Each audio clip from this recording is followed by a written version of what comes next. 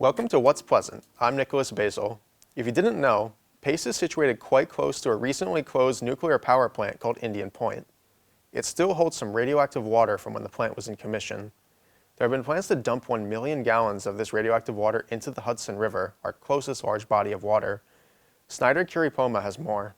Recently, there's been a tense discussion over the decision to dump over 1 million gallons of radioactive water into the Hudson River.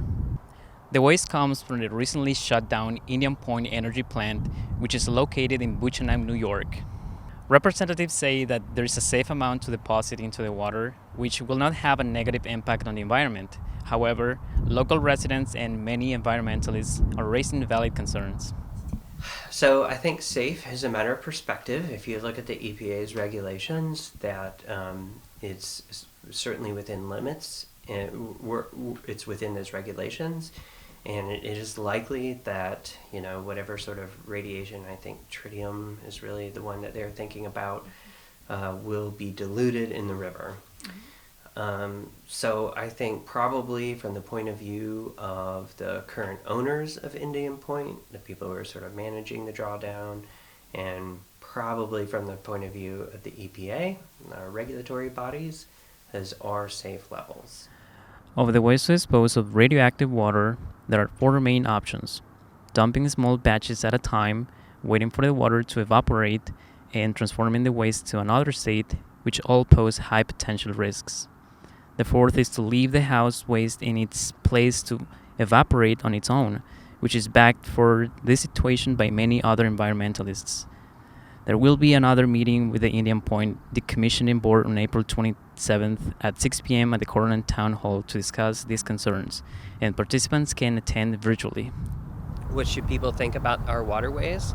Well, they're pretty dense and interconnected. They're all essentially facilitating pollution into the Hudson River. Yeah. Right? So one of the main things that we need to do as a society is think about really what happens when it rains, right? So that's water quantity, right? And then water quality. What is actually the stuff that's going into the water, and how can we use both natural and human-made systems to kind of protect those? Reporting from the Pleasantville campus, this is Snyder Kuripoma. New York State is looking to lower the minimum standardized testing score for the upcoming school year. Emma Castle has more. It has been announced that New York State is going to lower the scores on the state test to reach a proficient level. The test results throughout the past years, from 2022 to 2019, has resulted in a big decrease in test results. Last year, no 8th grader who took part in the math section of these tests scored as proficient as the year prior. Although this is a big loss from 2019 to 2022, we can't keep going backwards, so the new baseline is the scores from the previous year.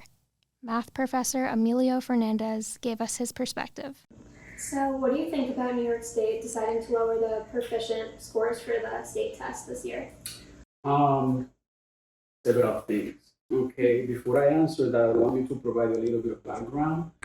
A lot of my research is in mathematics, education, and policy, and it's centered primarily in New York City. However, New York City is a microcosm of the state and sometimes of the country. Professionally, without knowing too much, because I couldn't find a lot of information while I did my research before this interview, I'm not sure where to stand. However, I think it might not be a good idea. And lastly, do you think standardized testing give us like a good account of how students are learning at school, or what's your opinion? No. Anyone who understands standardized testing, anyone who understands human learning, in my opinion, which is objectively informed but subjective, should know that standardized tests pretty much allow us to understand how a student can take a test. They do not necessarily tell us much about how students understand the material under which they are tested. And do you think that changing the minimum scores are going to help them in any way, or do you have any opinion on that? Well, yes, but no, right? So it depends on what do you mean by helping them. Are students going to feel better because they are passing an exam? Most likely they will. Is it the case that we're helping them to be better prepared for college and for life? Likely not. From Pace in Pleasantville, I'm Emma Castle. In an attempt to preserve the country's agricultural-based traditions, Italy's government has approved a bill that could be the end of cell-based agricultural products. Caitlin Widmer is at Dyson Hall with more. Concern has been raised about lab-grown meat production after Italy has banned its production last week. I'm here to interview Pace biology professor Aaron Steiner, who works for a lab-grown meat company. Well, a number of different things. I teach several courses in biology. So I teach genetics, for example, and genetics laboratory, general biology laboratory course.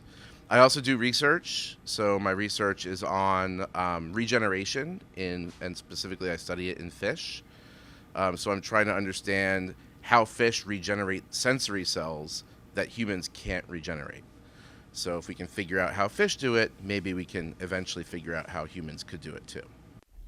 As a consultant for a lab-grown meat company, Steiner is a big advocate for it and what it can do for the environment. A friend of mine founded a lab-grown meat company, and I was their first employee as a consultant.